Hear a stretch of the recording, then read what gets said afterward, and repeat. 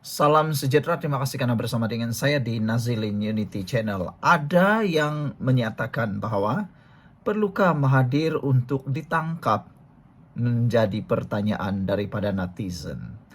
Karena Mahathir semakin hari semakin tidak keruan. Kenapa kita tidak keruan, kata netizen? Mereka melihat menggelabahnya Tun Mahathir bersama dengan pembangkang.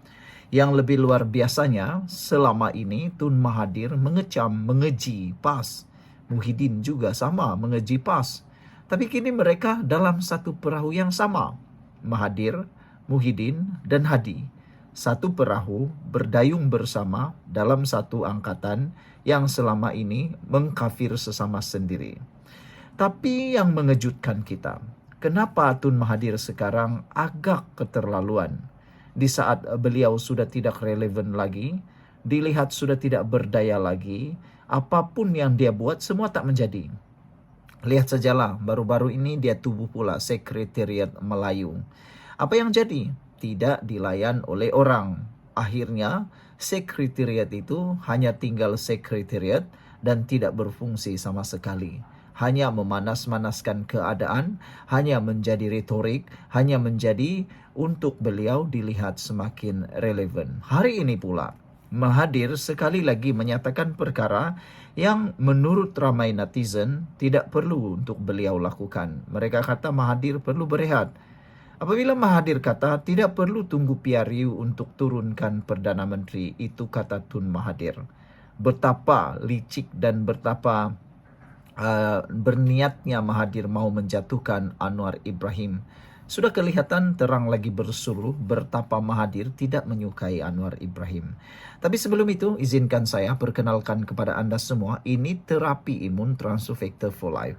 Terapi imun ini meningkatkan daya imun badan kita sehingga 400%. Secara umum dan ringkasnya, kita kena penyakit karena daya imun badan kita yang lemah. Secara ringkas dan pendek umumnya, kita tak sembuh-sembuh daripada penyakit karena imun badan kita yang lemah dan bodoh.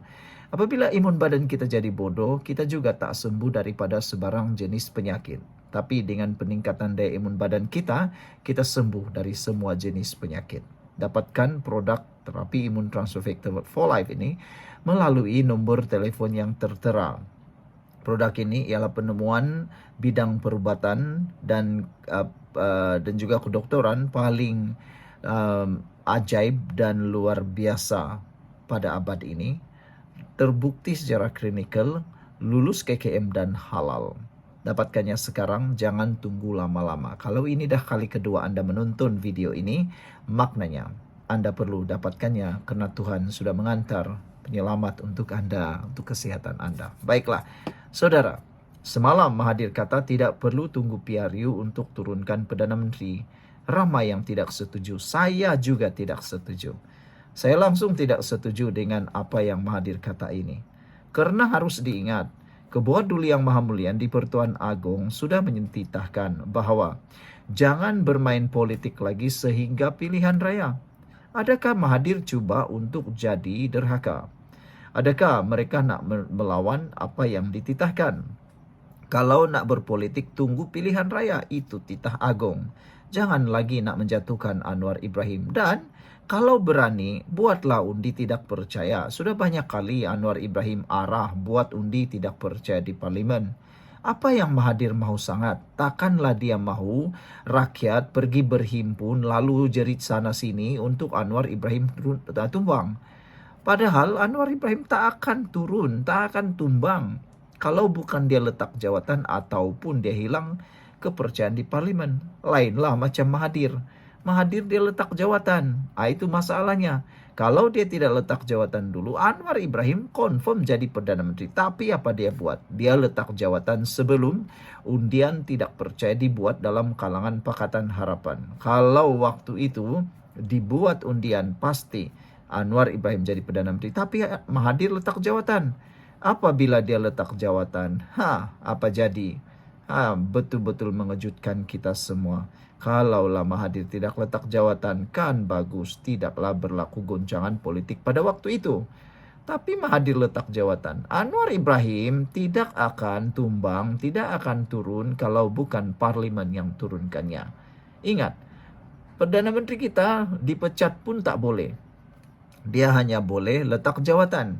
Tapi Mahathir kata, turunkan Anwar walaupun bukan PRU, tak perlu tunggu PRU. Dari mana lewak jenaka beliau ini? Adakah dia menggesa atau menghasut rakyat untuk membuat pemberontakan? Kita pun tak tahu. Pilihan raya umum PRU bukanlah satu-satunya cara untuk menukar Perdana Menteri. Sebaliknya, perubahan kepimpinan terutama bagi jawatan nomor 1 negara itu juga boleh berlaku sekiranya Perdana Menteri meletakkan jawatan atas desakan rakyat tegas Tun Mahathir. Aduh, Tun Mahathir nih sudahlah, lebih baik Tun Mahathir berehatlah, umur dah 100 tahun. Saya rasa Mahathir perlulah beliau yang sepatutnya meletak jawatan daripada dunia politik ini. Jangan lagi susah payah, jangan lagi bersungguh-sungguh nak menjatuhkan pula kerajaan yang ada sekarang ini. Yang aku hairan, sekarang ini kerajaan cukup stabil. Kerajaan cukup maju. Kerajaan semuanya ada. Semua maju. Tapi tak tahulah kenapa Mahathir bersungguh-sungguh sangat nak menjatuhkan Anwar Ibrahim.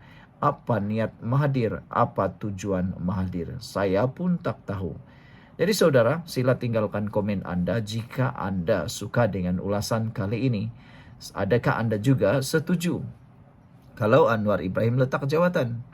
Saya rasa ramai yang tak setuju. Tapi adakah Anda setuju kalau Mahathir lah yang letak jawatan? Kalau Anda setuju, tulis dalam ruangan komen. Kami setuju Mahathir letak jawatan. Mahathir sepatutnya sudah berehatlah daripada kepimpinan ataupun berehatlah daripada dunia politik ini. Sebab sudah terlalu banyak rancangan Mahathir mau jatuhkan Anwar Ibrahim, semuanya gagal. Lihat sajalah dalam apa yang mereka sebut sebagai kerajaan 4 negeri atau SG4, tiada satu pun yang berjaya dalam SG4 itu bersama Mahathir. Jadi, apa lagi yang Mahathir mahu? Kalau betul-betul dia hebat, kalau betul-betul Mahathir hebat, majukanlah 4 buah negeri ini terlebih dahulu. Pimpinlah 4 buah negeri di bawah pimpinan PAS ini untuk menjadi maju. Barulah bising-bising nak majukan negara Malaysia. Kalau itu pun dia tidak boleh buat. Kalau itu pun tak boleh buat bersama dengan Perikatan Nasional PAS, tak payahlah nak bermimpi lagi. Dan nak tanya jugalah, kalaulah Anwar Ibrahim letak jawatan, siapalah yang Mahathir suka? Semua dia tak akan sukalah. Dia hanya suka kalau dia jadi Perdana Menteri. Sekian dulu untuk kali ini. Jangan lupa tinggalkan komen Anda. Salam sejahtera. Terima kasih karena bersama dengan saya di Nazilin Unity Channel. Akhirnya hari ini diumumkan ini adalah Ketua Hakim Baharu Malaysia yang baru dilantik. Sumber ini sah diumumkan semalam. Wan Farid dilantik Ketua Hakim Negara. Sebelum kita ucapkan tahniah syabas kepada kepimpinan Anwar Ibrahim. Tahniah dan syabas diucapkan kepada kerajaan ini, dan malang dan sungguh memalangkan kepada pembangkang Perikatan Nasional Mahathir dan angkatan-angkatannya yang selama ini bersangka buruk. Mereka sangka yang buruk-buruk, tapi akhirnya terjawab. Apa yang mereka sangka tidak menjadi. Jadi pertanyaannya, apakah himpunan turun Anwar akan juga gagal segagal-gagalnya seperti di Kedah semalam? Hari ini disahkan Wan Farid dilantik Ketua Hakim Negara. Mereka sangka Terudin macam-macam lah yang naik, tapi akhirnya bukan seperti itu. Teka-teki mengenai individu yang akan menggalas jawatan Ketua Hakim Negara dan jawatan kehakiman utama lain akhirnya terjawab. Dalam kenyataan media lewat tengah malam tadi, pejabat Ketua Pendaftar Mahkamah Persekutuan memaklumkan bahawa berdasarkan Pasal 1, Perkara 122B Perlembagaan Persekutuan, Seri Paduka Baginda yang di-Pertuan Agong atas nasihat Perdana Menteri dan selepas berunding dengan Majlis Raja-Raja telah memperkenankan pelantikan Hakim Mahkamah Rayuan Wan Ahmad Farid Wan Saleh sebagai Ketua Hakim yang baru. Kita tunggulah nanti hari ini apa komen Mahathir, apa komen Muhyiddin, apa komen Hadi, apa komen Ahmad Faisal dan semualah yang ada di dalam pembangkang. Mereka pasti tidak suka. Semua pun mereka tidak suka.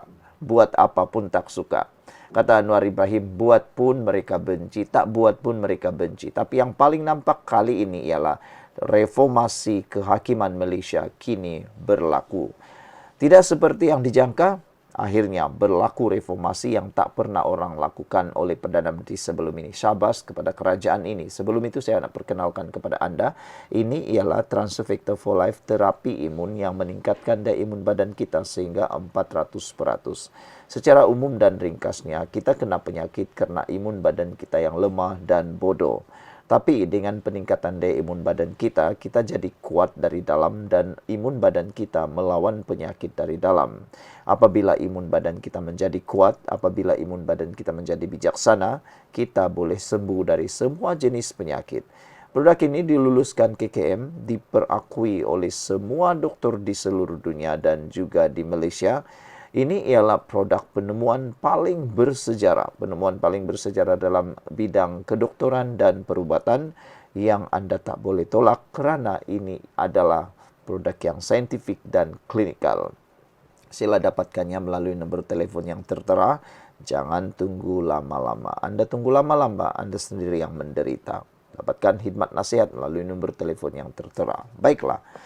Jawatan Presiden Mahkamah Rayuan pula akan diisi oleh Abu Bakar Jais, sementara Aziza Nawawi akan menggalas tugas sebagai Hakim Besar Mahkamah Tinggi di Sabah dan Sarawak menggantikan hakim yang bakal bersara. Majlis Penyampaian Watika Pelantikan dan Istiadat mengangkat sumpah dan menandatangani sumpah jawatan dan sumpah setia di hadapan Sri Paduka Baginda yang di Pertuan Agong akan diadakan pada 28 Julai 2025 di Istana Negara, katanya. Malaysia kini sebelum ini melaporkan spekulasi Wan Ahmad Farid, 62 tahun, adalah antara calon untuk mengisi jawatan Ketua Hakim Negara yang kosong selepas persaraan wajib Tengku Maimun Tuan Mat. Sebelum kerjaya kehakimannya, Wan Farid pernah berkhidmat sebagai Timbalan Menteri Dalam Negeri di bawah pentadbiran bekas Perdana Menteri Abdullah Ahmad Badawi. Ketika dihubungi Malaysia kini, beberapa sumber undang-undang menyifatkan Wan Ahmad Farid sebagai hakim yang adil dan tidak berat sebelah. Dia dilantik sebagai Pesuruhjaya Kehakiman pada 2015 dan kemudiannya berkhidmat sebagai Hakim Mahkamah Tinggi pada 2019 hingga 2024. Sebelum menyertai Badan Kehakiman, Wan Ahmad Farid memegang pelbagai peranan politik termasuk Timbalan Menteri Dalam Negeri dari Mac 2008 hingga April 2009 dan Timbalan Ketua UMNO Kuala Terengganu pada 2001. Antara keputusannya yang mencuri tumpuan ialah tindakan menarik diri daripada mendengar permohonan untuk membenarkan Queen's Counsel QC dari UK mewakili bekas Perdana Menteri Najib Razak dalam rayuan berhubung kes rayuan SRC Internasional bernilai 42 juta ringgit. Wan Ahmad Farid ketika itu memetik konflik kepentingan, menyatakan bahawa seorang ahli keluarganya merupakan ahli parti politik Najib. Pada 11 Mei 2023, dia memutuskan bahawa anak-anak kepada ibu tunggal Loh Siu Hong telah memeluk agama Islam secara sah di bawah Undang-Undang Negeri Perlis, memetik afidavit daripada pihak berkuasa Islam negeri yang mengesahkan kanak-kanak itu telah membaca kalimah syahadah pada tahun 2020.